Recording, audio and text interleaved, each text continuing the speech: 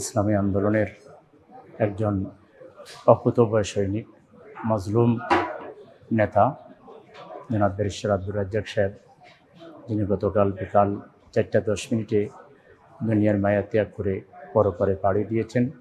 3টি জানাজা শেষে আজকে তাকে দাফন করা হয়েছে। ব্যারিস্টার রাজ্জাক সম্পর্কে নগরবাসীকে বা দেশবাসীকে নতুন করে বলার কিছু নেই। তিনি অত্যন্ত স্বচ্ছ একজন মানুষ ছিলেন, অত্যন্ত পরিচ্ছন্ন একজন মানুষ ছিলেন এবং সত্যের পক্ষে একজন সাহসী লড়াকু মানুষ ছিলেন।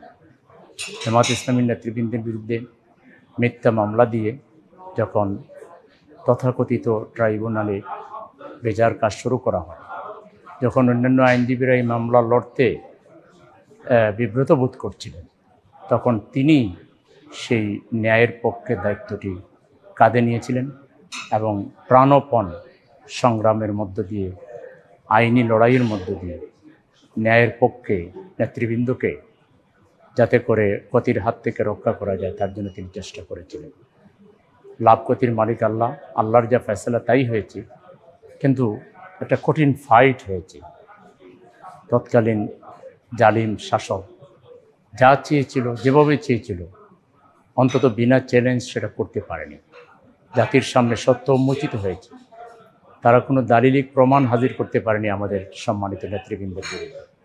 ব্যারিস্টার রাজ্জাক এবং তার টিম অত্যন্ত স্পষ্ট ভাষায় দেখিয়ে দিয়েছিলেন যে এই মামলা ছিল সম্পূর্ণ মিথ্যা এবং এটা সরকার, প্রসিকিউশন এবং তৎকালীন বিচারকরা মিলে যোগসাজশের মাধ্যমে মূলত তারা জুডিশিয়াল কিলিংয়ের আয়োজন করেছিলেন।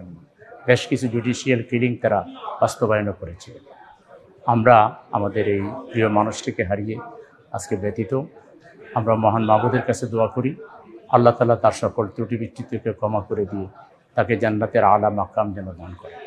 তিনি আমাদের বিয়ানীবাজারের কৃতি সন্তান ছিলেন। তিনি শুধু বিয়ানীবাজারের নয়, তিনি গোটা বাংলাদেশেরই একজন কৃতি সন্তান ছিলেন। তিনি আন্তর্জাতিক খ্যাতি সম্পন্ন একজন আইনজীবী ছিলেন। তার আইনাঙ্গনের যে খেদমত, তার আইনাঙ্গনের যে দক্ষতা, এটা যুগ যুগ ধরে আইনাঙ্গনের সকলেই স্মরণ রাখবে এবং ন্যায়ের পক্ষে, সত্যের পক্ষে তার লড়াইকে যুগ যুগ ধরে দেশের লড়াকু সৈনিকেরা, ইসলামী আন্দোলনের ভাই এবং বোনেরা, দেশবাসী স্মরণে রাখবে। আমি আবারও মহান মাবুদের কাছে তার জন্য উত্তম জাযা কামনা করে, জান্নাতুল ফেরদাউস কামনা করে, তার শোক সন্তপ্ত পরিবার এবং তার বন্ধুবান্ধব, শুভাকাঙ্ক্ষী যারা, সকলকে আল্লাহ তাআলা সবরে জামিল দান করুন।